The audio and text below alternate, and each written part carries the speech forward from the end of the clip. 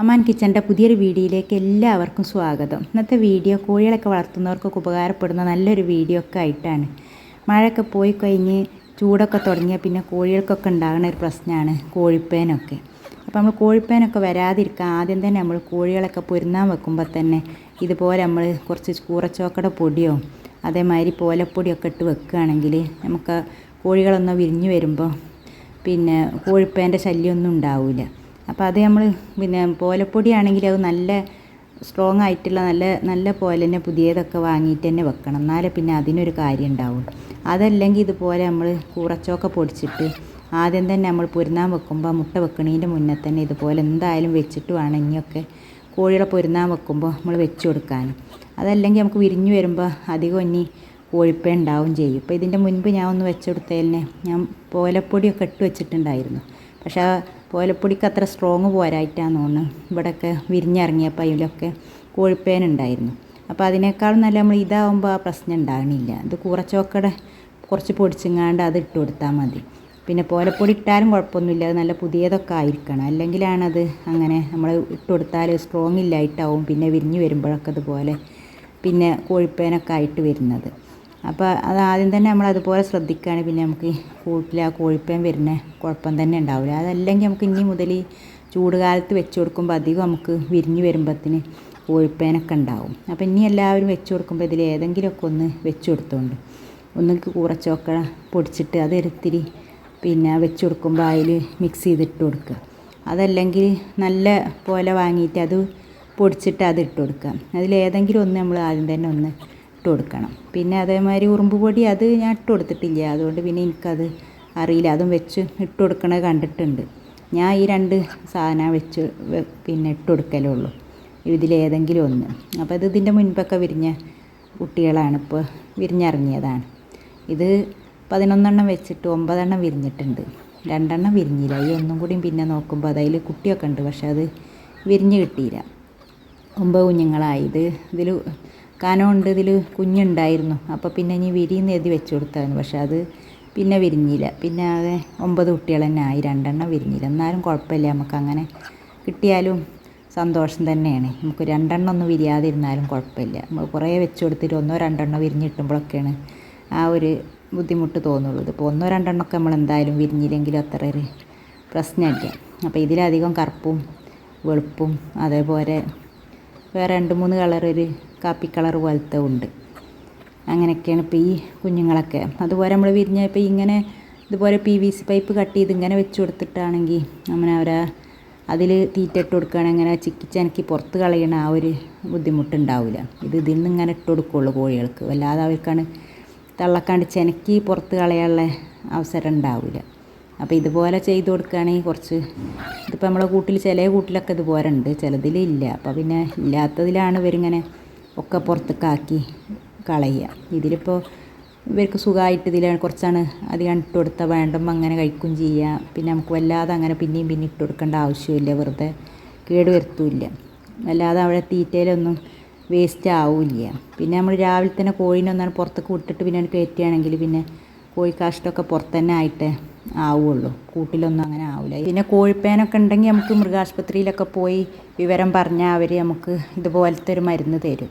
അത് നമുക്ക് എത്ര കോഴികളുണ്ട് അതിനനുസരിച്ചിട്ടുള്ള മരുന്നാണ് അവർ തരിക. നമുക്ക് കുറച്ചധികം കോഴികളുണ്ടെങ്കിൽ അതുപോലെ, അതല്ല കുറച്ച് കോഴികളുള്ളൂ എത്ര എണ്ണമെന്ന് പറഞ്ഞു കൊടുത്താൽ അതിനനുസരിച്ചിട്ടുള്ള മരുന്ന് നമുക്ക് തരും. അതുപോലെ നമ്മൾ പോകുമ്പോൾ അതുപോലെ ഒരു കുപ്പിയിട്ട് വേണം പോവാൻ. നമുക്ക് അതിലാണ് അവർ മരുന്ന് ഒഴിച്ച് തരിക. അത് കൊടുത്തിട്ട് നമ്മൾ അതിൽ വെള്ളം ഒഴിച്ച് ഡൈലൂട്ട് ചെയ്ത് വേണം കൂട്ടിലൊക്കെ അടിച്ചു കൊടുക്കാൻ. അപ്പോൾ എത്ര മരുന്നാണെങ്കിൽ അതിനനുസരിച്ചിട്ട് വെള്ളം എത്രയെന്ന് അവർ പറയും. ഇതിപ്പോൾ നമ്മൾ തന്ന മരുന്നിൻ്റെ ഒരു 3 ഇരട്ടി വെള്ളം ചേർക്കാനാണ് അവർ പറഞ്ഞത്. അപ്പോൾ അതുപോലെ നമ്മൾ വെള്ളമൊക്കെ ചേർത്ത് എടുത്തിട്ടുണ്ട്. ഇതിപ്പം വലിയ കോഴികളെ മേലൊക്കെ തന്നെ അവരെ ചിറകുമ്മയൊക്കെ അടിച്ചു കൊടുക്കാനാണ് പറഞ്ഞത്. അതല്ല ചെറിയ കുഞ്ഞുങ്ങളൊക്കെ ആണെങ്കിൽ അവർ ഒരു കോട്ടന് വെച്ചങ്ങാണ്ട് ഒക്കെ തുടച്ചു കൊടുക്കും ചെയ്യുക. അപ്പോൾ അങ്ങനെ ചെയ്യുമ്പോൾ അവർ മേലത്തെ കോഴിപ്പേനൊക്കെ പോകുന്നുണ്ട്. അതേപോലെ കുഞ്ഞുങ്ങളൊക്കെ തുടച്ചു കൊടുത്താലും മേലത്തൊക്കെ പോകുന്നുണ്ട്. കൂട്ടിലത്തെ പോകാൻ വേണ്ടിയിട്ട് നമുക്ക് ഇതുപോലെ ആദ്യം തന്നെ ഒന്ന് തീയൊക്കെ കത്തിക്കുകയാണെങ്കിൽ അതിന് പറ്റിയ കൂടൊക്കെ ആണെങ്കിൽ ഇതുപോലെ നന്നായിട്ടൊന്ന് തീയൊക്കെ കത്തിച്ചു കൊടുത്താൽ തന്നെ കുറേ കോഴിപ്പേനൊക്കെ അങ്ങനെ തന്നെ പോയി കിട്ടും. ഇതുപോലെ നന്നായിട്ടൊന്ന് അതിന് അനുസരിച്ച കൂടാണ്. എല്ലാ കൂട്ടിലൊന്നും നമുക്ക് നന്നായിട്ട് തീയൊന്നും ആളിച്ച് കത്തിക്കാൻ പറ്റൂല. ഇപ്പോൾ പറ്റണ കൂടൊക്കെ ആണെങ്കിൽ ഇതുപോലെ ഒന്ന് നന്നായിട്ടൊന്ന് കത്തിച്ചു കൊടുത്താൽ തന്നെ ഒരുവിധം കോഴിപ്പേനൊക്കെ അങ്ങനെ തന്നെ പോകും. അതിൻ്റെ ശേഷം നമുക്ക് കൂടൊക്കെ നന്നായിട്ടൊന്ന് വൃത്തിയാക്കി എടുക്കുക. അതുമാതിരി കോഴിക്കൂട് മാത്രമല്ല, കോഴികൾ ഈ പോണ ആ അരുവിൽ കൂടെ കോഴിക്കൂടിൻ്റെ 4 പുറമൊക്കെ അരുഭാഗത്തൊക്കെ ഒന്ന് തീ കാണിച്ചു കൊടുക്കുക. അപ്പോൾ അരുവിലൊക്കെ ഉണ്ടെങ്കിൽ അതൊക്കെ തീ കത്തിക്കുമ്പോൾ തന്നെ കുറേ പോവും. പിന്നെ അതിൻ്റെ ശേഷം നന്നായി വൃത്തിയാക്കിയതിൻ്റെ ശേഷം ഇതുപോലെ നമുക്ക് ആ മരുന്ന് എല്ലായിടത്തും ഒന്ന് അടിച്ചു കൊടുക്കുക. അത് എത്ര കൂടുണ്ടെങ്കിൽ ആ എല്ലാ കൂട്ടിലും അടിച്ചു കൊടുക്കണം. അതുപോലെ കോഴികൾ കൂടിൻ്റെ മുകളിലൊക്കെ ഇരിക്കണുണ്ടെങ്കിൽ അവിടെയും എല്ലായിടത്തും ഉണ്ടാവുമല്ലോ. നമ്മളുണ്ടെങ്കിൽ പിന്നെ എല്ലായിടത്തും ഉണ്ടാവും. അപ്പോൾ നമ്മൾ തുടക്കത്തിൽ തന്നെ കണ്ടാൽ ഇതുപോലെ ചെയ്യുകയാണെങ്കിൽ നമുക്ക് പെട്ടെന്ന് കോഴിപ്പേനൊക്കെ മാറിക്കിട്ടും ചെയ്യും.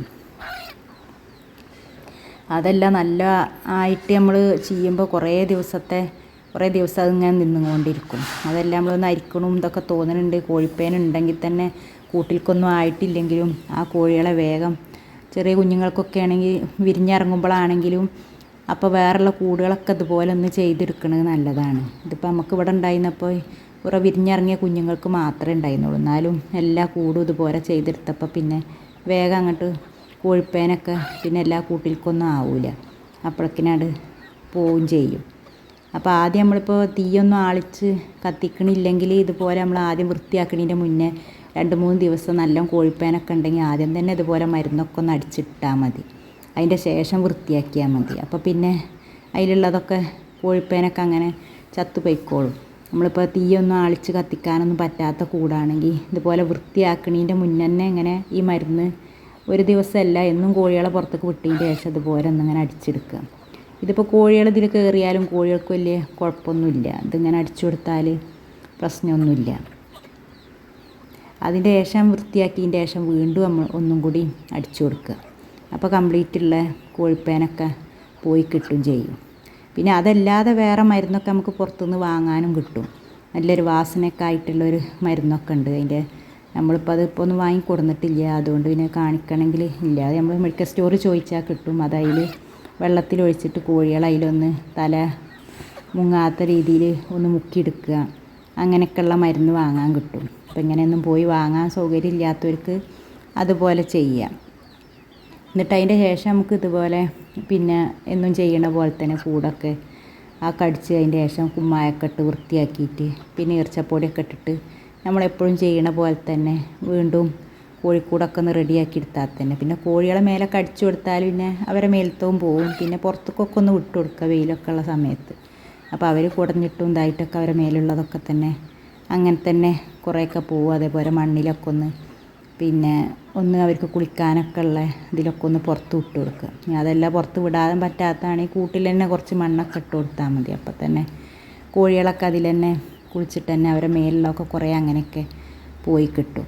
പിന്നെ നമുക്ക് കോഴികളെന്നും കൂട്ടിൽ നിർത്താതെ പുറത്തേക്ക് വിടുന്ന കോഴികളാണ് എളുപ്പത്തിൽ ചെയ്യാൻ പറ്റുന്ന കാര്യമാണ്. ഇതുപോലെ നമുക്ക് കൂറച്ചൊക്കെ കയ്യിലുണ്ടെങ്കിൽ അത് പൊടിച്ചിട്ട് കൂട്ടിലൊക്കെ വിതറി കൊടുത്താൽ മതി.